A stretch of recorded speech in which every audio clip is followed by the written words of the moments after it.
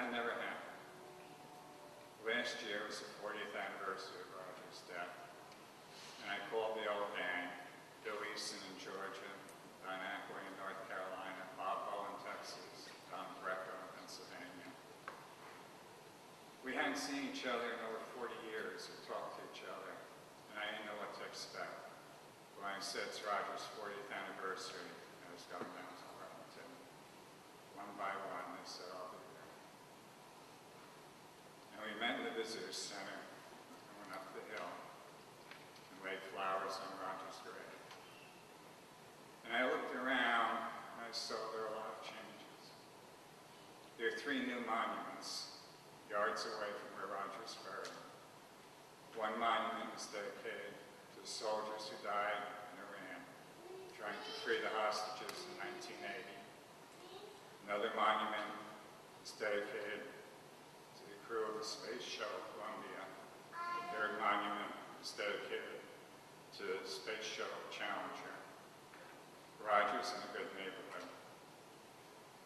I still live in Westfield, and I live on the street that Roger and I used to walk down on our way home from school, and the memories are still there.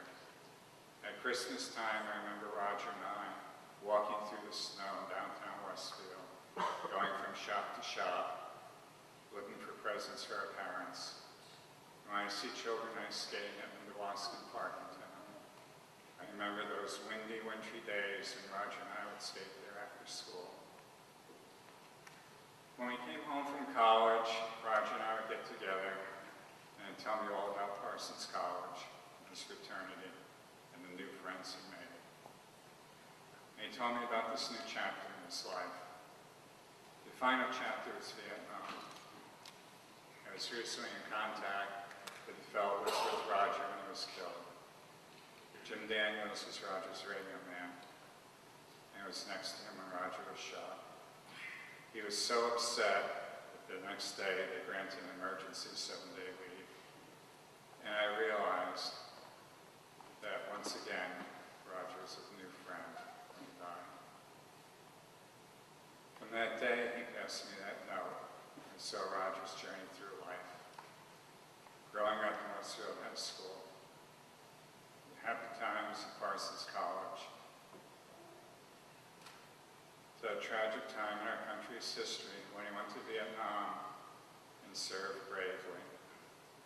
Roger Bachman is an honor to the town of Westfield, Parsons College, and the friends he made along the way. Thank you.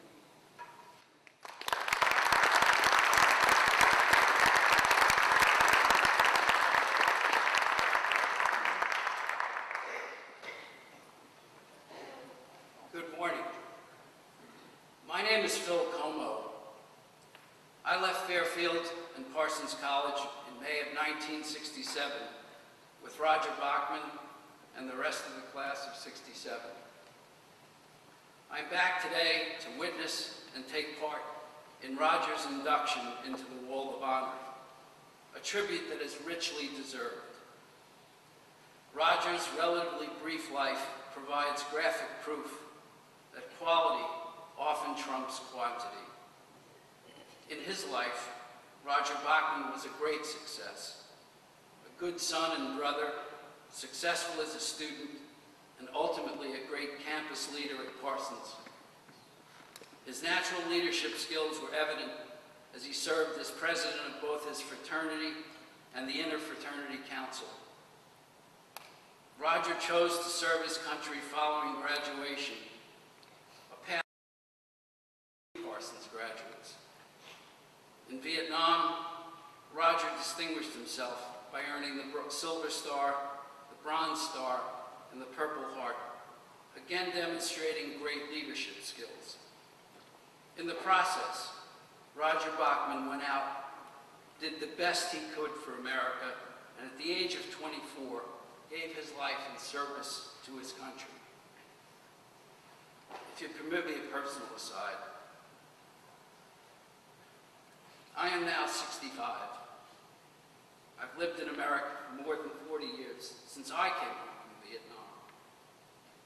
I've had an enjoyable professional career, married well, experienced the joys of parenthood, children's weddings, and grandchildren.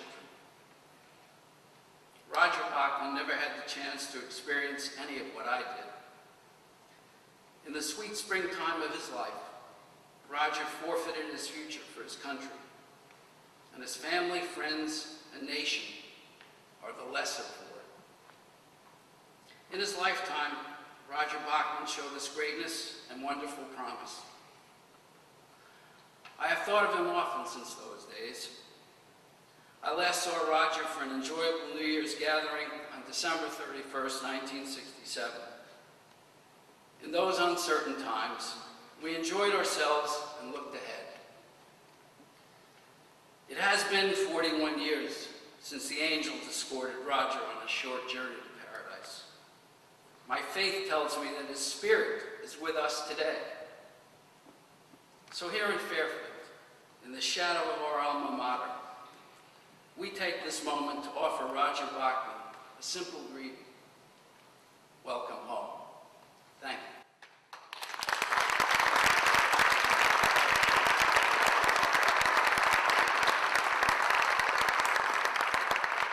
Preceding on behalf of Roger Bachman is Sister Barbara Stanley. If you would please come to the stage.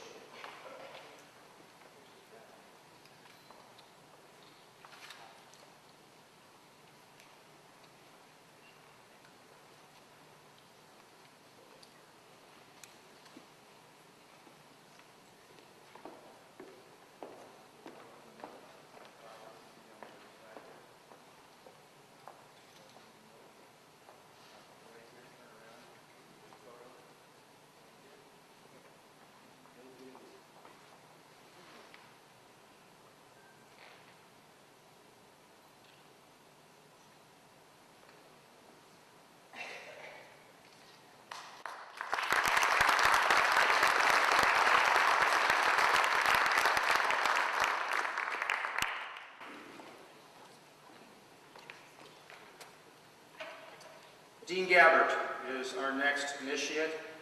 Gene Lutke, I'd like to welcome him to the stage to provide the presentation.